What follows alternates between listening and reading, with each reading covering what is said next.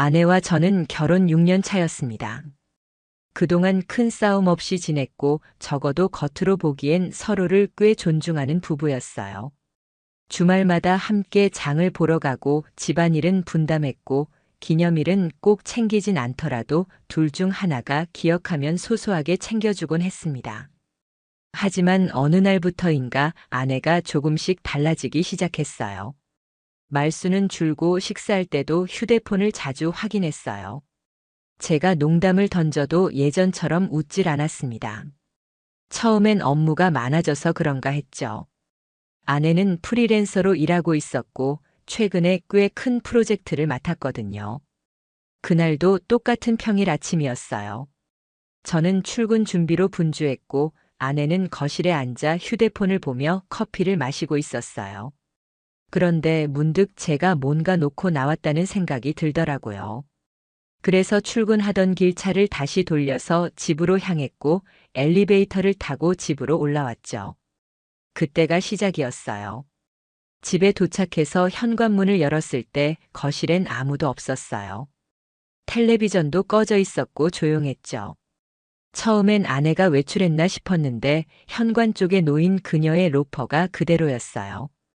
가방도 있더라고요. 뭔가 이상했습니다. 안방 문은 열려 있었고 작업실 쪽 문만 잠겨 있었어요. 우린 그 방을 서재 겸 다용도로 쓰고 있었고 평소엔 문을 잠그지 않았어요. 그날따라 유독 문이 굳게 잠겨 있었죠.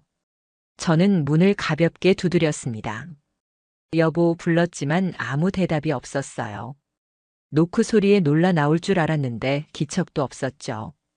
혹시 이어폰을 끼고 있는 건가 싶어서 조금 더 크게 불러봤어요. 나야. 뭐해? 안에 있어? 대답은 여전히 없었고 제 손은 점점 차가워졌어요. 문이 열리지 않자 이상한 생각이 들기 시작했습니다. 누가 있나 아내가 아니라 다른 누군가가 저 안에 있나 근거 없는 상상들이 꼬리에 꼬리를 물고 이어졌습니다. 그때 욕실 쪽에서 물 떨어지는 소리가 들렸어요. 샤워기에서 물이 흐르는 그 익숙한 소리. 욕실에 있었네. 저는 허탈하게 웃으며 거실 쪽으로 돌아섰습니다. 그리고 그 순간 정말 제 눈을 의심할 수밖에 없는 장면을 봤어요. 식탁 옆 의자 위, 정확히 말하자면 등받이에 걸쳐진 셔츠 한 장. 흰색 바탕에 얇은 회색 스트라이프가 들어간 셔츠였어요. 문제는 그게 제 셔츠가 아니라는 겁니다. 제가 입는 스타일도 아니었고 사이즈도 분명 크더라고요. 그리고 무엇보다 셔츠에서 나던 향이 익숙하지 않은 향수 냄새였어요. 자극적이진 않았지만 잔향이 진하게 남아 있었죠. 저는 순간 숨을 멈췄습니다. 바로 눈앞에 있는 이 셔츠, 누가 입던 건지, 왜 우리 집에 있는 건지 아무리 생각해도 설명할 수 없었어요. 가슴이 미친 듯이 뛰었어요. 숨이 가빠졌고 머릿속은 텅 빈 것처럼 멍해졌습니다. 그때까지도 전 우연이겠지, 그냥 뭐 별일 아니겠지, 억지로라도 그런 핑계를 찾으려 애썼어요. 잠시 후 샤워 소리가 멈추고 욕실 문이 열렸습니다. 수건으로 머리를 감싼 아내가 나왔어요. 제 시선을 마주치자 잠깐 당황한 듯 했지만 곧 아무렇지 않다는 듯 웃으며 말했어요. 당신 다시 왔네. 뭐 떨어뜨렸어? 저는 아무 말도 하지 않았습니다. 그저 고개를 돌려 그 셔츠를 바라봤죠. 아내의 시선도 따라갔고 그녀는 그 셔츠를 보는 순간 숨을 한 번 삼키더니 작은 목소리로 말했어요. 그거 아까 택배 온 건데 내가 정리 안 했어. 그냥 버릴 거야. 말도 안 되는 거짓말이었습니다. 저는 알 수 있었어요. 표정에서 목소리 떨림에서 그 말이 진심이 아니란 걸. 그날 그 낯선 셔츠 한 장 때문에 제 세상은 완전히 뒤집히기 시작했습니다. 그날 이후 저는 아내의 말 한마디 한마디를 믿을 수 없게 되었어요. 아무렇지 않게 웃는 얼굴, 늘 하던 일상을 반복하는 모습, 그 모든 것들이 이제는 너무 부자연스러워 보였습니다. 당장 따져 묻고 싶은 마음은 굴뚝 같았어요. 하지만 입이 떨어지지 않았습니다. 말을 꺼내는 순간 돌이킬 수 없게 될 것 같았거든요. 그래서 저는 그날 이후 말 대신 관찰을 택했습니다. 아내는 변한 게 없었어요. 오히려 더 살갑게 굴었고 저녁엔 좋아하는 반찬도 해줬어요.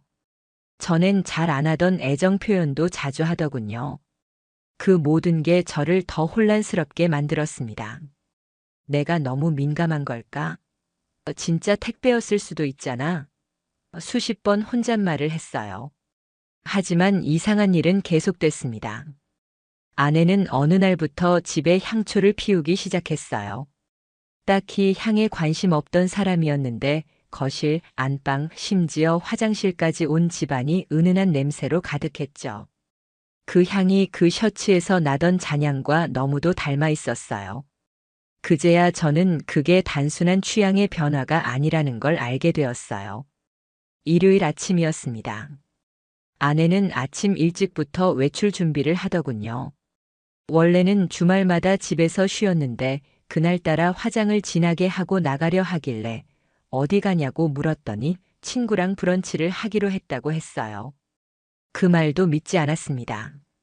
하지만 아무렇지 않은 척 고개를 끄덕였죠. 그래, 다녀와. 그렇게 대답하고 저는 뒤따라 나가지 않았습니다. 그 대신 곧장 노트북을 열고 집 주변에 있는 호텔과 모텔들을 검색하기 시작했어요. 왜냐면 그 셔츠 분명히 세탁하지 않은 상태였고 탁한 냄새와 향수가 섞여 있었어요. 그건 집에서 나는 냄새가 아니었거든요. 그리고 저는 우연히 정말 이상한 걸 발견했습니다. 아내의 차 블랙박스를 통해 최근 주차한 장소를 확인한 거예요. 블랙박스 영상 속에서 아내는 평일 오후 시간에 집 근처 모텔 주차장에 차를 댄 후 차 안에서 거울을 보며 립스틱을 고치고 있었어요. 그 뒤로 화면은 끊겼지만 그 몇 초가 모든 걸 말해줬습니다. 저는 화면을 정지시킨 채 혼자 멍하니 화면을 바라봤어요. 차 안에서 환하게 웃으며 립스틱을 바르는 그녀, 그 모습은 제가 아는 아내가 아니었습니다. 그리고 더 이상은 모른 척할 수 없다고 생각했습니다. 그날 밤 저는 일부러 일찍 퇴근했어요. 아내는 부엌에서 요리를 하고 있었고 저는 말없이 노트북을 켜고 블랙박스 영상을 열었습니다. 소리도 없고 대사도 없는 그 영상이 그녀의 등 너머로 흘러나왔죠.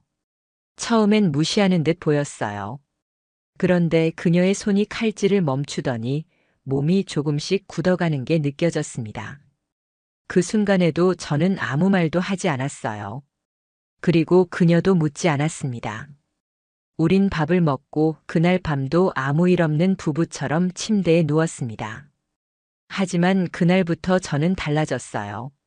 모든 걸 기억했고 기록했고 지켜보기 시작했어요. 그녀가 무엇을 말하든 이젠 그저 지켜볼 뿐이었습니다.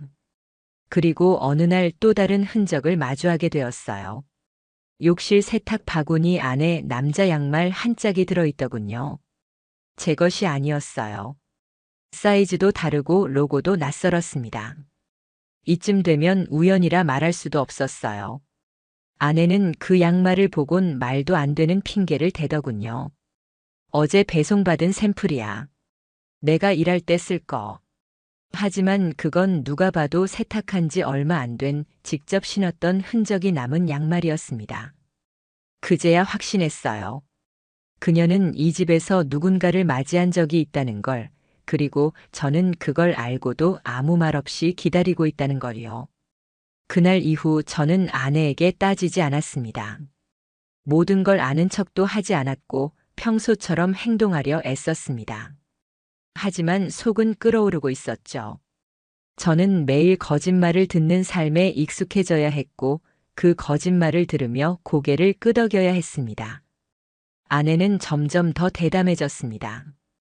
아마 제가 아무 반응을 하지 않으니 들켰다는 생각조차 하지 않은 듯 보였어요.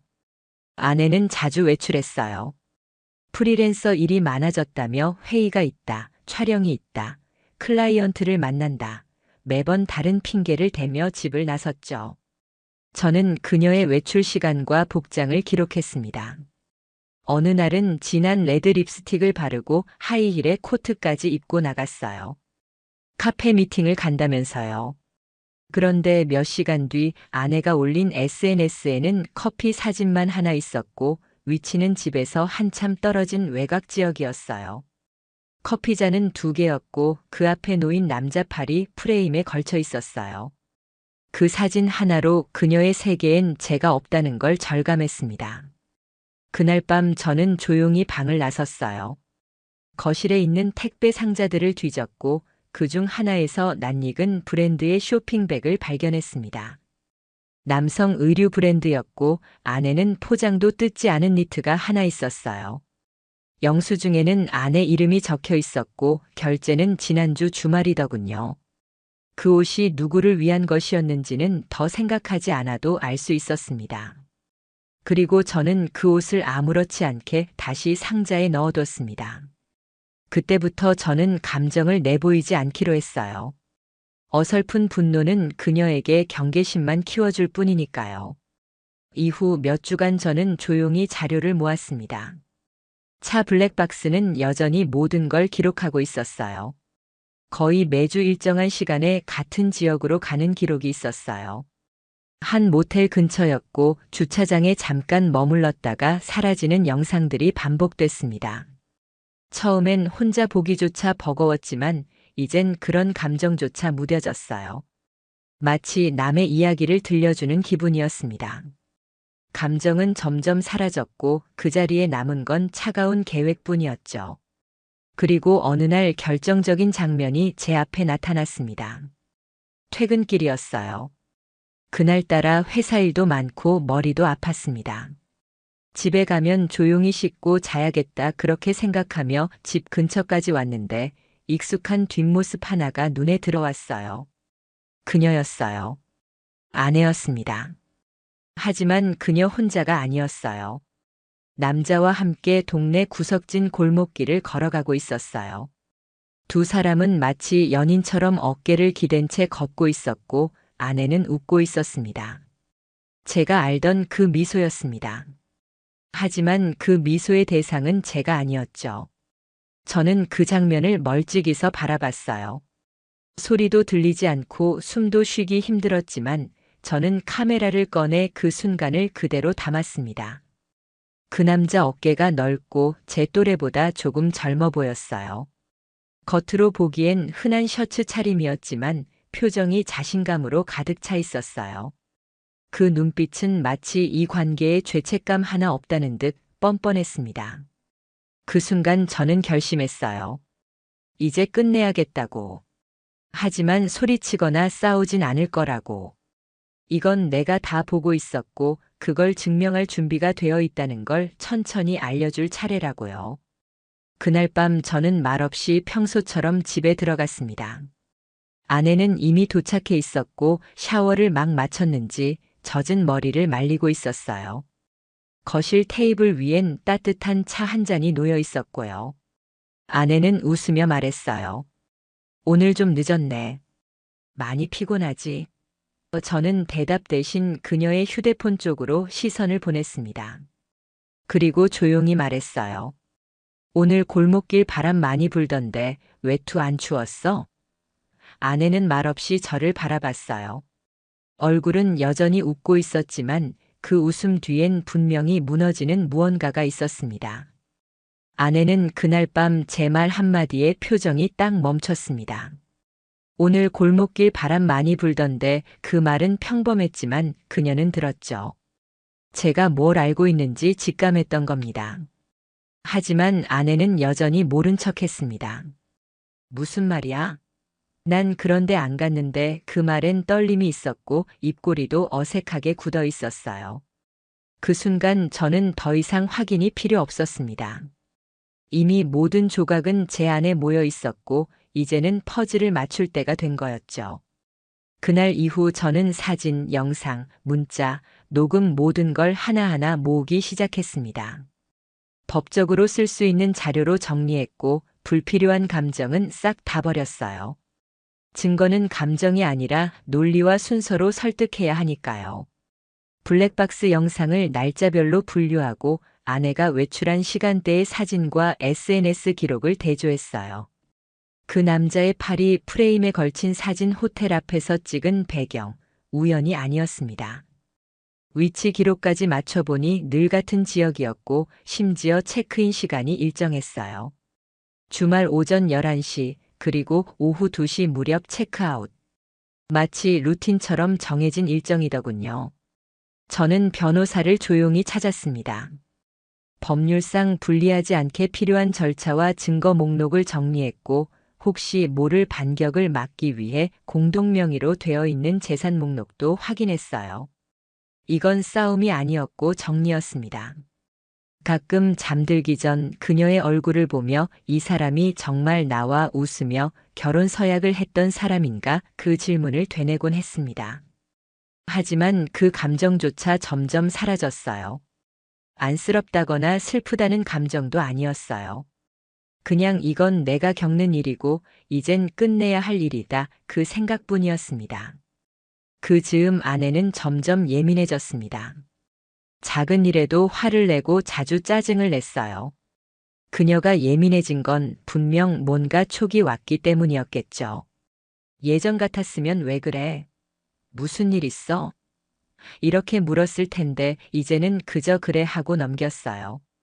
그 무심한 태도에 아내는 더 불안해했습니다. 그리고 저는 그 불안을 아주 천천히 키워가기로 했습니다. 일부러 출근한다고 말하고는 근처 카페에 앉아 집을 지켜보기도 했고 택배를 시켜놓고 제가 받지 않고 아내가 누굴 통해 대신 수령하는지 확인하기도 했어요. 이 모든 건 하나의 목적을 위한 행동이었죠. 아내에게 너는 들키지 않았다고 생각하지.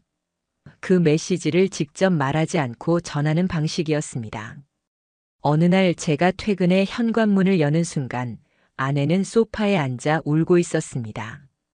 눈은 빨갛게 부어 있었고 손엔 휴대폰이 들려 있었죠. 그 모습이 불쌍하기도 했지만 한편으로는 계산처럼 느껴졌어요. 울고 있는 얼굴 뒤로 그녀가 무슨 계산을 하고 있을지 더는 믿을 수 없었습니다.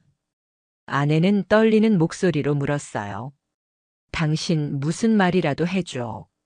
나 요즘 이상하지 않냐고. 저는 잠시 그녀를 바라보다가 말했어요. 아니, 그냥 좀 바빠서 그래. 그 말은 모든 걸 알고 있다는 선언이었고 동시에 아무 말도 하지 않겠다는 경고였어요. 그날 밤 저는 거실 책상에 작은 메모 하나를 남겼습니다. 우리가 언제부터 이렇게 됐을까? 그 메모를 보고 아내는 분명히 많은 생각을 했을 겁니다. 그리고 그게 목적이었어요. 그녀가 스스로 흔들리게 만드는 것, 죄책감과 불안을 동시에 느끼게 하는 것. 며칠 뒤 아내는 먼저 말을 꺼냈어요. 나 요즘 당신이 무서워. 저는 대답하지 않았습니다. 그저 웃었죠. 그 웃음은 복수였어요. 감정이 아니라 그녀가 무너지는 걸 바라보는 복수였습니다.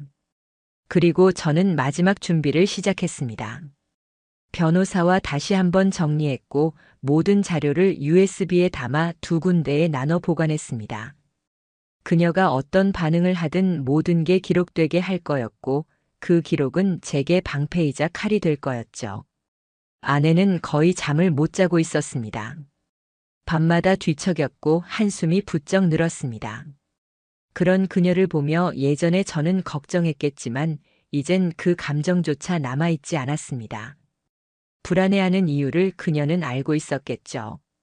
말없이 지나쳤던 블랙박스 영상, 골목길에서 마주친 눈빛, 무심하게 던졌던 말 한마디, 그 하나하나가 그녀에게는 칼날처럼 박혔을 겁니다. 그리고 어느 날 그녀는 마침내 말을 꺼냈습니다. 우리 얘기 좀 할 수 있을까? 부엌 테이블에 마주 앉은 우리는 아주 오랜만에 제대로 마주봤습니다. 그녀는 식은 커피를 들고 있었고 손끝이 계속 떨리고 있었어요. 입술을 수차례 깨물고 나서야 입을 열더군요. 혹시 나 의심하고 있어? 저는 고개를 끄덕이지도 부정하지도 않았습니다. 대신 조용히 가방을 열어 USB 하나를 꺼내 테이블에 올렸어요. 여기 들어있어. 내가 그동안 나한테 보여준 것들. 그녀는 그걸 보더니 얼굴이 하얗게 질렸습니다. 무슨 말을 하려다가 입술이 굳어졌고 그 뒤로 아무 말도 하지 않았습니다.